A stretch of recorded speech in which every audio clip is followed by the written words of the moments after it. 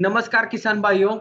आज के हमारे इंसेक्टिसाइड मास्टर कोर्स के 5वें दिन हम पायरेथ्रॉइड्स ग्रुप के बारे में पूरी तरह से जानकारी लेने वाले हैं। इसमें हम पायरेथ्रॉइड्स ग्रुप का mode of action, mode of entry क्या होता है, इसके बारे में जानकारी लेंगे। उसी के साथ पायरेथ्रॉइड्स ग्रुप के कौन कौन से मोलिक्यूल इंडिया में बेचे जाते हैं, उनके मार्केट प्रोडक्ट कौन से, उनका उपयोग किस क्रॉप में किस इंसेक्ट के ऊपर रिकमेंडेड है, इसका उपयोग हम किस तरह से मतलब ड्रिप से, स्प्रे से या ड्रेंचिंग से कर सकते हैं, इसके बारे में हम जानकारी लेंगे। और आखिर में हम जो पायरेथ्रॉइड्स ग्रुप का मॉलिक्यूल है, इसका रिजल्ट कितने दिन में दिखाई देते हैं, उसी के साथ इनका यूज करने से कौन सी कीटक की जो लाइफ स्टेजेस है उस पर कंट्रोल आता है, ये सब हम इस पायरेथ्रॉइड्स ग्रुप के बारे में जो जानकारी लेने वाले हैं इसमें देखेंगे। तो शुरू करते हैं हम पायरेथ्रॉइड्स ग्रुप की जानकारी। सबसे पहला हमारा क्वेश्चन होगा, पायरेथ्रॉइड्स ग्रुप में इंडिया में कौन कौन से कीटनाशक बेचे जाते हैं। इंडिया में पायरेथ्रॉइड्स ग्रुप के 6 कीटनाशक बेचे जाते हैं। पहला है साइपरमेथ्रिन, वो सिंगली बेचा जाता नहीं मगर वो कॉम्बिनेशन में बेचा जाता है। दूसरा है डेल्टा मिथेरिन, सिंगल भी बेचा जाता है, कॉम्बिनेशन में भी बेचा जाता है। तीसरा है फेनोरलेट, वो भी सिंगल बेचा जाता है। चौथा है लैम्बडा साइलोथ्रिन, जो आपको तो पता है इस ग्रुप का सबसे ज्यादा बिकने वाला और हम यूज करते हैं ये प्रोडक्ट है कराटे। तो लैम्बडा साइलोथ्रिन सिंगल भी बेचा जाता है और कॉम्बिनेशन में भी बेचा जाता है। उसी के साथ आगे आता है बाइफेंथेरिन, मतलब धानुका का मार्कर, इसका भी यूज हम अल्टरनेट कराटे को कर सकते हैं। उसी के साथ में आखिर में बेटा साइक्लोथ्रिन, इसका उपयोग सिंगल तो नहीं करते हम मगर सोलोमान के साथ में कॉम्बिनेशन में करते हैं। मतलब सोलोमान प्रोडक्ट जो आता है उसमें बेटा साइक्लोथ्रिन प्लस इमिडाक्लोपिड होता है। सो पायरेथ्रॉइड्स ग्रुप के हम 6 मॉलिक्यूल इंडिया में बेचते हैं। पहला है साइपरमेथ्रिन, दूसरा है डेल्टा मिथेरिन, तीसरा है फेनोरलेट, चौथा है लैम्बडा साइलोथ्रिन, पांचवा है बाइफेंथ्रिन और छठा मतलब 6 नंबर का है बेटा साइक्लोथ्रिन। तो इनके बारे में हम आज डिस्कस करेंगे, जानकारी लेंगे, सीखेंगे। उसके बाद में पहला पॉइंट आता है पायरेथ्रॉइड्स मोड ऑफ एक्शन, मतलब पायरेथ्रॉइड्स के कोई भी कीटनाशक हो वो कीटक के ऊपर किस तरह से नियंत्रण करता है। किसान भाइयों, पायरेथ्रॉइड्स कीटनाशक कीटक के शरीर में पहुंचने के बाद कीटक का जो नर्वस सिस्टम होता है उसके ऊपर कंट्रोल करता है और कीटक को निष्क्रिय करता है। तो नर्वस सिस्टम में भी ये किस टारगेट साइट पे काम करता है ये हमें देखना चाहिए। पहले तो कीटकनाशक कीटक के शरीर में जो भी मॉलिक्यूल है उसके डिपेंडेंट प्रवेश कर सकता है, मतलब मुंह के द्वारा कर सकता है, त्वचा के द्वारा कर सकता है, श्वसन मार्ग से भी कर सकता है, डिपेंड करता है प्रोडक्ट के हिसाब से। ओके। अभी जब भी कीटों के हम मोड ऑफ एक्शन देखते हैं तो हमने अभी तक के जितने भी इंसेक्टिसाइड ग्रुप देखे वो सारे के सारे ग्रुप नर्वस सिस्टम पे काम करते। ओके। अभी पायरेथ्रॉइड्स भी नर्वस सिस्टम में ही काम करता है। अभी होता क्या है कि नर्वस सिस्टम में जो ब्रेन होता है मतलब मस्तिष्क होता है, उसमें जो संदेश तैयार होता है वो संदेश एसिटाइल कोलिन नाम का जो संदेशवाहक रसायन होता है उसके माध्यम से मस्तिष्क से स्नायु तक पहुंचाया जाता है और उसी के हिसाब से कीटक अपनी हलचल करता है, एक्टिविटी करता है। मगर इस मस्तिष्क और स्नायु के बीच जो तंत्रिका होती है उसमें एक सोडियम गेटेड चैनल होता है, वोल्टेज गेटेड सोडियम चैनल होता है। ओके। उस चैनल का काम क्या होता है, जब भी संदेश उस चैनल तक पहुंचता है वो sodium gated voltage gated sodium channel open होता है और संदेश आगे स्नायु तक पहुंच जाता है। ठीक है। और इसी के साथ जैसे ही संदेश आगे जाता है वो वोल्टेज गेटेड सोडियम चैनल बंद हो जाता है, तो संदेश ब्रेक होता है। तो जितनी चाहिए उतनी ही कीटक की एक्टिविटी शुरू रहती है। अगर हम इस sodium voltage gated sodium channel को निकाल दें तो होगा क्या, कंटिन्यूअस कीटक को मस्तिष्क से स्नायु तक संदेश पहुंचाए जाएंगे और इसी की वजह से कीटक की एक्टिविटी बहुत ज्यादा बढ़ जाएगी और कीटक निष्क्रिय हो जाएगा। तो यही काम कौन करता है? तो यही काम करता है पायरेथ्रॉइड्स ग्रुप का कोई भी कीटनाशक। जब भी हम पायरेथ्रॉइड्स ग्रुप का कोई भी कीटनाशक यूज करते हैं तो वो कीटनाशक कीटक के शरीर में पहुंच जाता है।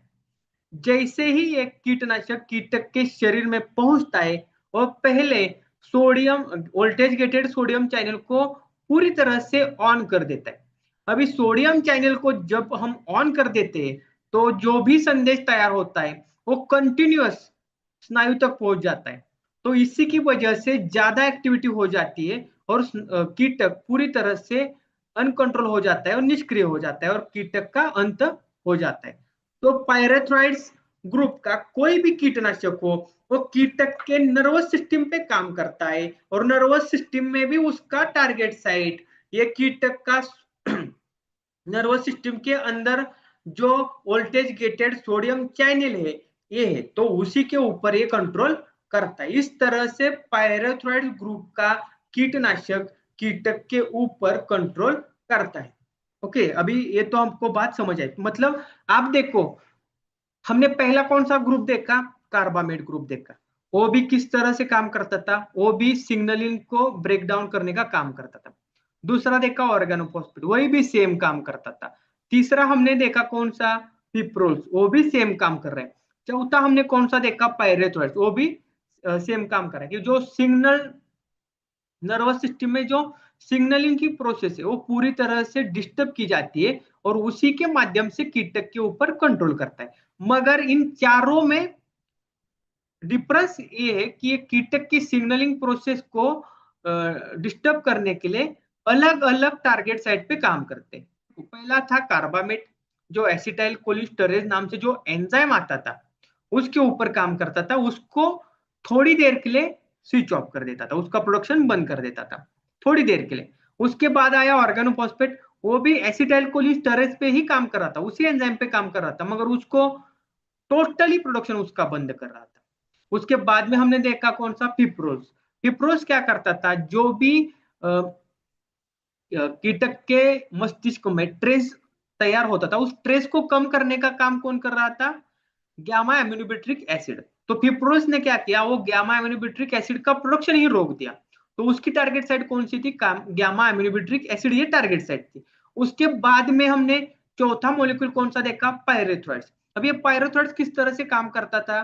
तो ये पायरेथ्रॉइड्स ग्रुप के कीटनाशक कीटक के मस्तिष्क से जो भी संदेश तैयार करते थे और जो संदेश को ब्रेक डाउन करने का काम सोडियम चैनल करते थे, मतलब वोल्टेज गेटेड सोडियम चैनल, उन वोल्टेज गेटेड सोडियम चैनल को परमानेंटली स्विच ऑन किया जाता था। इसी की वजह से कंटिन्यूअस संदेश कीटक के मस्तिष्क से स्नायु तक पहुंच जाते थे और कीटक की एक्टिविटी बढ़ जाती थी और कीटक पे ऊपर कंट्रोल मिल जाता था। ये कीटनाशक इस तरह से कीटक के ऊपर कंट्रोल करता है। और अभी के कीटनाशक का पूरी तरह से कंट्रोल है नर्वस सिस्टम पे था। ओके, अभी इसमें से इंडिया में कौन सा मॉलिक्यूल बेचा जाता है ये हम देखते हैं। तो इसमें से सबसे पहला मॉलिक्यूल था साइफरमेथ्रिन, जो इंडिया में बेचा जाता है, मगर ये मॉलिक्यूल सिंगली बेचा जाता नहीं। फिर भी हम उसके बारे में थोड़ी सी जानकारी लेते हैं। साइपरमेथ्रिन का पहला उपयोग 1970 में किया गया। ये दोनों तरह के इंसेक्ट के लिए किया गया। पहले तो सकिंग पेस्ट के लिए किया गया और बाद में इल्लियों के लिए भी, मतलब चेविंग पेस्ट के लिए भी किया गया। सो साइपरमेथ्रिन का पहला उपयोग 1970 में किया गया है सकिंग पेस्ट और चेविंग पेस्ट के कंट्रोल के लिए। ओके, अभी हम आगे जाते हैं।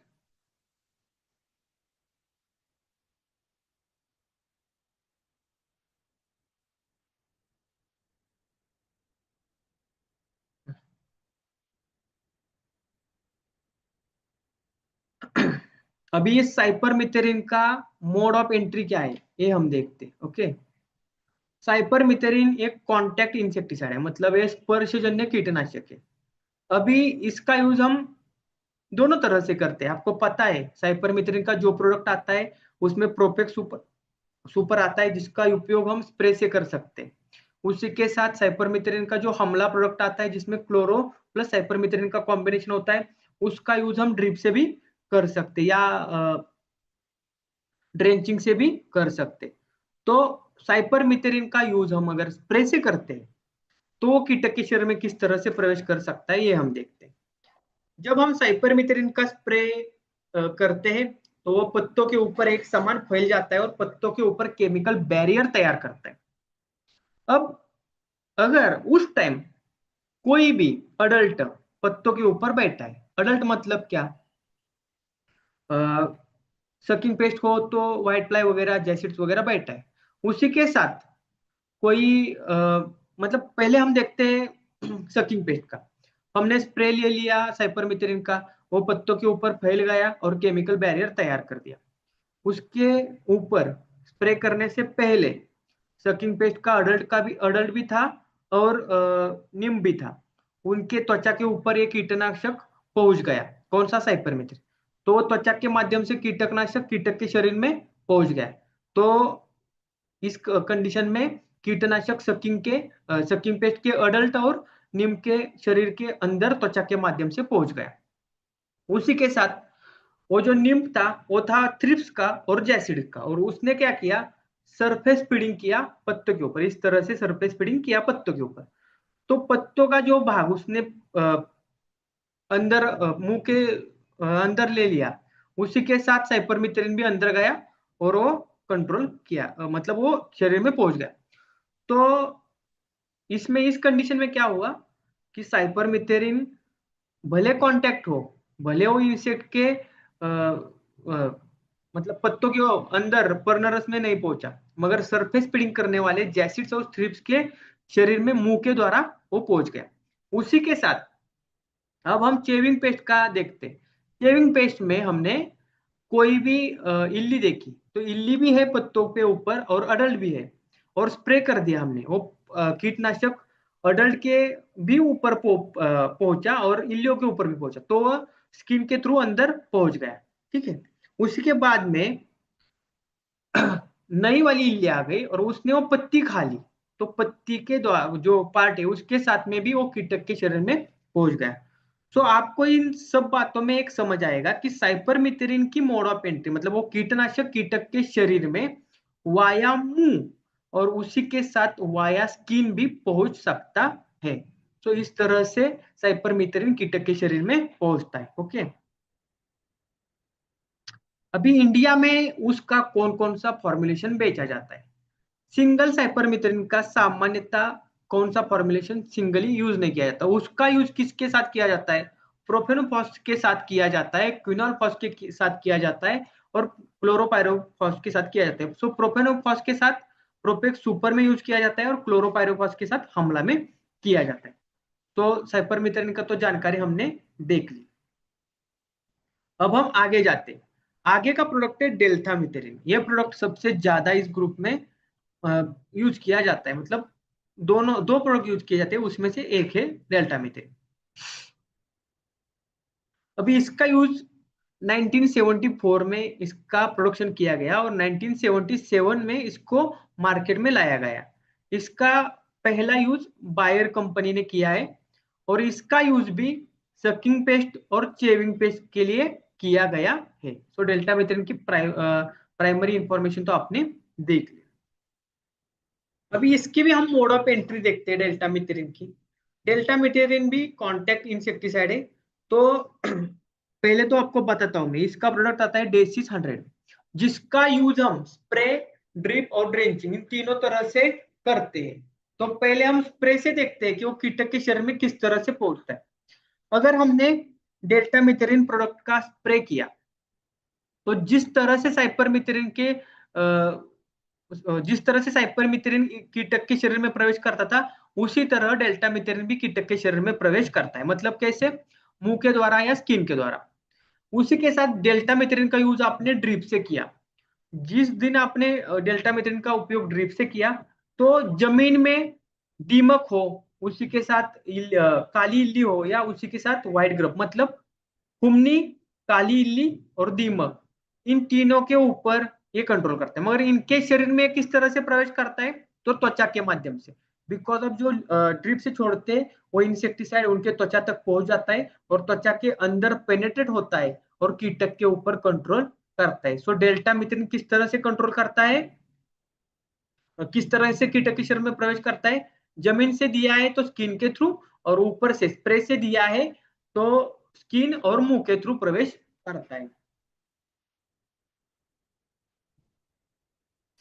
अभी ये डेल्टा मिथेरिन का कौन सा फॉर्मुलेशन इंडिया में बेचा जाता है? डेल्टा मिथेरिन का 25% ईसी का जो फॉर्मुलेशन है वो इंडिया में बेचा जाता है सिंगली। उसमें कौन सा प्रोडक्ट आता है? तो उसमें आता है बायर का डेसिस 100, जो मार्केट में बहुत ज्यादा चलता है। उस डेसिस 100 का यूज आप किस तरह से कर सकते हो, मैंने आपको बताया है। डेसिस 100 का यूज आप ड्रिप से, स्प्रे से या ड्रेंचिंग से कर सकते हो। मतलब क्या? कपास में आप बॉलवर्म के लिए कर सकते हैं, टमाटर में फ्रूट बोरर के लिए कर सकते हैं, भिंडी में फल छेदक के लिए कर सकते हैं, धान में लीफ फोल्डर हो, स्टेम बोरर हो, इनके लिए कर सकते हो, और मिर्च में फ्रूट बोरर के लिए भी कर सकते हो डेसिस 100 का यूज। तो मैं आपको एक टिप्स बताता हूँ डेसिस 100 की। जब भी आपके गन्ने के प्लॉट में दीमक लग गया हो, या हुमनी दिख रही हो, या उसी के साथ काली इल्ली दिख रही हो, तब आप डेसिस 100 पर एकड़ 1 लीटर छोड़ दीजिए ड्रिप से।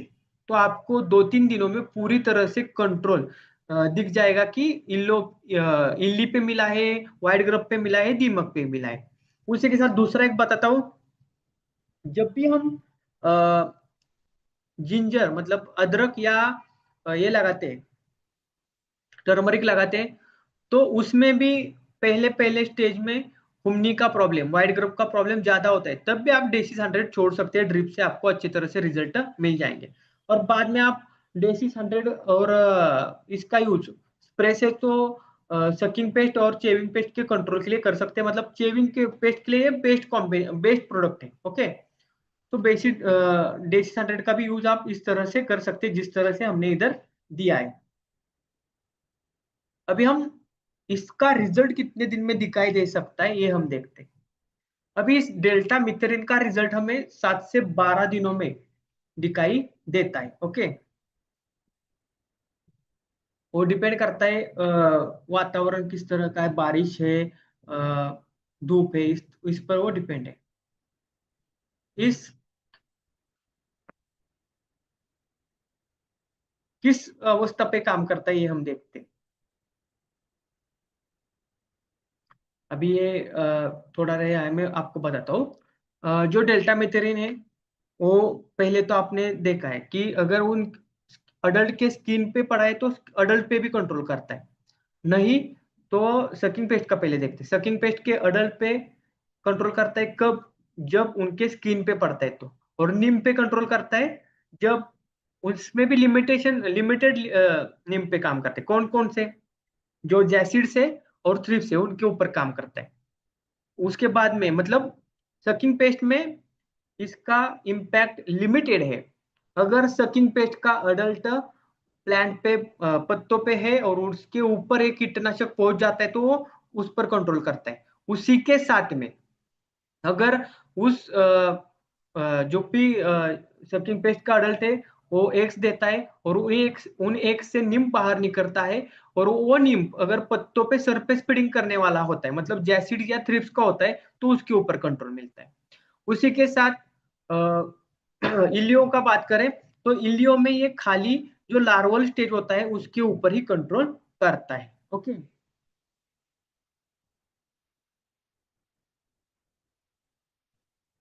अभी डेल्टा मिथ्रिन का पीएचआई देखो 3 से 7 दिन तक, मतलब ज्यादा से ज्यादा 7 दिन तक उसका पीएचआई रहता है। बिकॉज ऑफ कॉन्टेक्ट इंसेक्टिसाइड है तो 7 दिन तक उसका पीएचआई रहता है। अभी आगे का इंसेक्टिसाइड हम देखते हैं, फेनुअरलेट। अभी जो फेनुअरलेट इंसेक्टिसाइड है ये 1974 में सुमिटोमो केमिकल ने निर्माण किया, और 1976 में उसका उपयोग सब्जियों में किया गया पहले। वो तो सकिंग पेस्ट, लार्वल पेस्ट के कंट्रोल के लिए ही किया गया। अभी फेनोवरलेट जो है ये संपर्क क्रिया करने वाला कीटनाशक है। जब इसका छिड़काव किया जाता है तो यह मतलब जिस तरह से साइपरमेथ्रिन और डेल्टा मिथेरिन पत्तों पे एक समान फैल जाता है और उसके बाद में कीटक के शरीर में वाया मुंह या स्किन के थ्रू जाता है। सेम उसी तरह, मतलब जिस तरह से की एंट्री साइपरमेथ्रिन की थी, उस तरह की एंट्री आपकी फेनोरलेट की भी है या डेल्टा मिथेरिन की भी है। मतलब क्या कि मुंह के थ्रू या स्किन के थ्रू ये कीटक के शरीर में प्रवेश करता है। इसका फेनोरलेट 20% ईसी फॉर्मुलेशन इंडिया में बेचा जाता है। अभी फेनोरलेट 20% ईसी का मार्केट में प्रोडक्ट कौन सा आता है? टाटा रैलिस का फेन नाम से जो प्रोडक्ट आता है, ये प्रोडक्ट फेनोरलेट 20% का आता है। अभी इसका उपयोग हम किस किस क्रॉप में, किस फसल में और किस इंसेक्ट के ऊपर कर सकते हैं? तो कपास के ऊपर बॉलवर्म के लिए कर सकते हैं, एपिड के लिए कर सकते हैं, थ्रिप्स मतलब sucking paste plus chewing paste के लिए करते हैं। भिंडी में sucking paste plus chewing paste के लिए कर सकते हैं। ब्रिंजल में sucking paste plus chewing paste के लिए मतलब इसका उपयोग इस जिस क्रॉप में सकिंग पेस्ट और चेविंग पेस्ट आती है उस क्रॉप में आप कर सकते हो। ओके, तो उसके रिजल्ट आपको मिल जाएंगे। अभी इसके रिजल्ट में आपको 10-15 दिन तक दिखाई देते हैं। और अगर इस कोई भी इंसेक्टिसाइड हो, अगर वो इंसेक्टिसाइड कीटक के शरीर में वाया स्किन मतलब त्वचा के माध्यम से शरीर में पहुंचता है तो उसके रिजल्ट तुरंत मिल जाते हैं। और अगर उसके वो कीटनाशक कीटक के शरीर में मुंह के थ्रू पहुंच जाता है तो उसके रिजल्ट दिखने में आपको 3 से 4 दिन तक का टाइम लग सकता है। अभी ये जो है, ये आपको पता है सकिंग पेस्ट में सरफेस फीडिंग करने वाले निम पे काम करता है। और दूसरी बात, अगर स्प्रे के टाइम प्लॉट में सकिंग पेस्ट का कोई भी किसी भी सकिंग पेस्ट का अडल्ट और निम्फ है तो उस पर भी कंट्रोल करता है। और चेविंग पेस्ट में खाली लार्वल स्टेज पे कंट्रोल करता है। उसका पीएचआई ज्यादा से ज्यादा 10 दिन है, कम से कम 7 दिन तक है। आगे का जो मॉलिक्यूल है वो है लैम्बडा साइहेलोथेरिन, मतलब आपका कराटे। आप सभी ने तो कराटे प्रोडक्ट बहुत बार यूज किया होगा, जिसका उपयोग हम चेविंग पेस्ट के कंट्रोल के लिए बहुत बार करते हैं।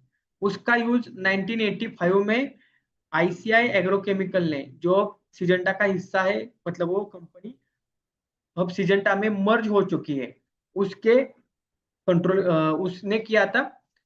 कॉटन में पहला उपयोग किया गया बॉल आर्म के लिए कंट्रोल के लिए कराटे नाम के प्रोडक्ट के तहत वो मार्केट में अभी है। मतलब कराटे बहुत दिनों से, मतलब अब तक 30 दिनों से तो मार्केट में चल रहा है। उसका लैम्बडा साइहेलोथ्रिन, ये मेरा कीटनाशक का फेवरेट प्रोडक्ट है, जो मैं पहले 30 दिनों में एक बार तो यूज करता ही हो। तो इसका यूज हम किस तरह से कर सकते हैं? देखो, जब हम इसका यूज स्प्रे से, मैं तो स्प्रे से रिकमेंड करता हूँ, तो स्प्रे से करते हैं तो अगर पत्तों के ऊपर किसी भी सकिंग पेस्ट हो या लार्वल पेस्ट हो, उसका अडल्ट होता है और उस अडल्ट के ऊपर एक कीटनाशक पहुंच जाता है तो त्वचा के माध्यम से वो अडल्ट के शरीर में पहुंच जाएगा और अडल्ट पे कंट्रोल करेगा।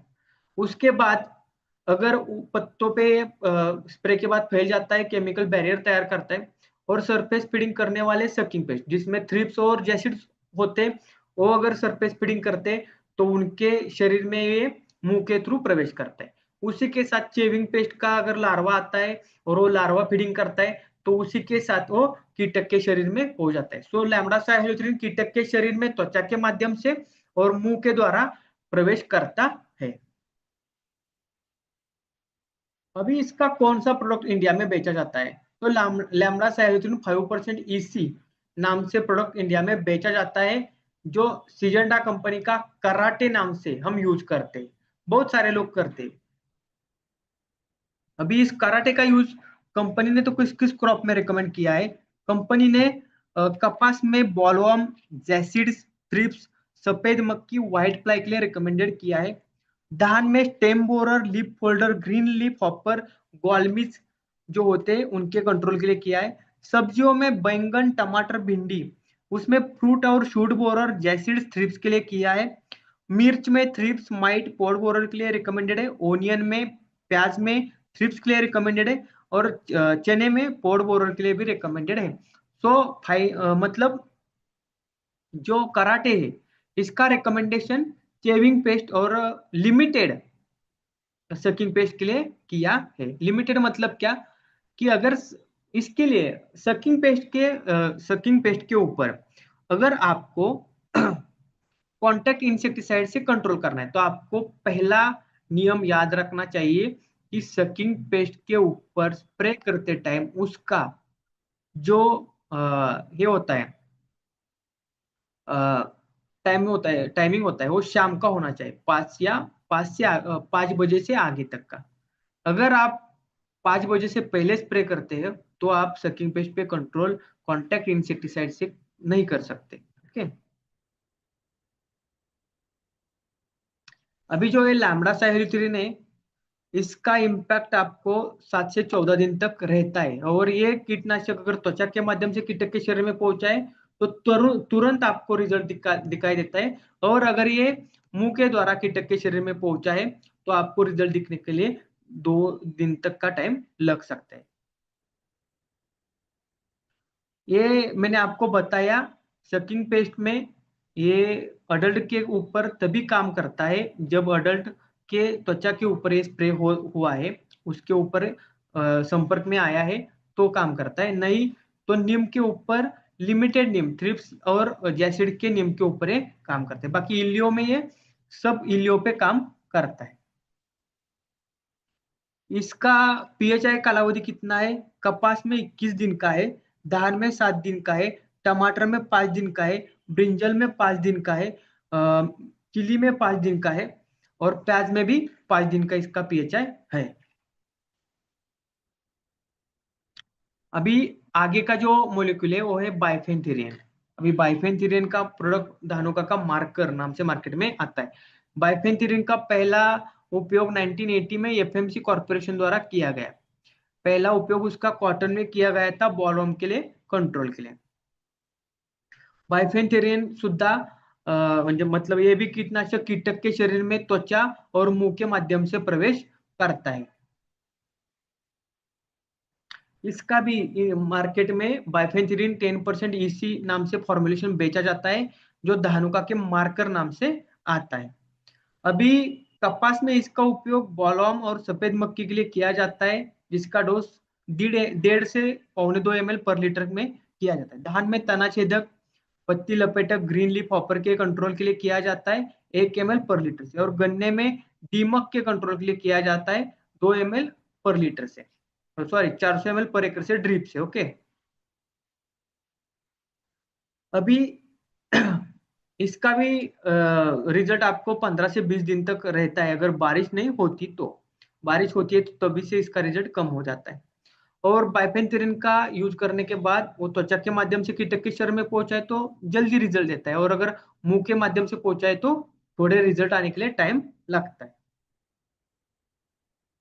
ये आपको मैंने बताया कि ये किस तरह से काम करता है, तो बाकी पायरस ग्रुप के जो भी कीटनाशक है वो जिस तरह से काम करते हैं उसी तरह से बाइफेन्थ्रीन भी काम करते हैं। मतलब देखो ये कीटक सकिंग पेस्ट पे तभी काम करता है उनके अडल्ट पे जब वो प्लॉट में होती है। उसी के साथ में नीम पे तभी काम करता है जब वो नीम थ्रिप्स या जैसिड्स का हो। तो बाकी इल्लियों में देखें तो इल्लियों में ओनली लार्वल स्टेज पे ये काम करता है। उसका पीएचआई सब्जियों में 7 दिन तक का है, कपास में 21 दिन तक का, और धान में 28 दिन तक का है। आगे का जो मोलिक्यूल है वो है बेटा साइक्लोथ्रिन। अभी ये बेटा साइक्लोथ्रिन ये जो मोलिक्यूल है ये सबसे पहले 1980 में बायर द्वारा यूज किया गया। इसका सिंगल प्रोडक्ट तो इंडिया में बेचा नहीं जाता मगर ये कॉम्बिनेशन में बेचा जाता है।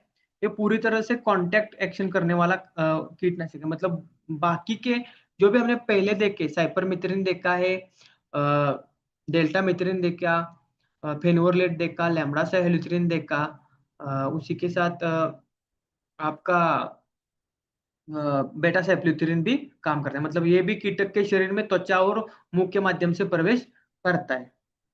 उसी के साथ इसका सिंगल प्रोडक्ट इंडिया में बेचा नहीं जाता, मगर ये सिंगली कॉम्बिनेशन में उसके साथ यूज, सोलोमॉन के साथ यूज किया जाता है, जो इमिडाक्लोप्रिड के साथ हम यूज करते हैं। सोलोमॉन का तो आपको पता ही होगा।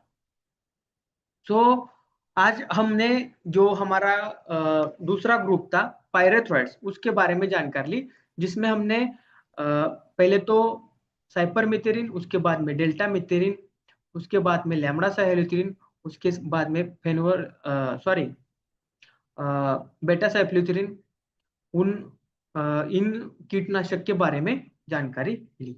ठीक है। अभी आपको कुछ क्वेश्चन हो गए तो आप पूछ सकते हो।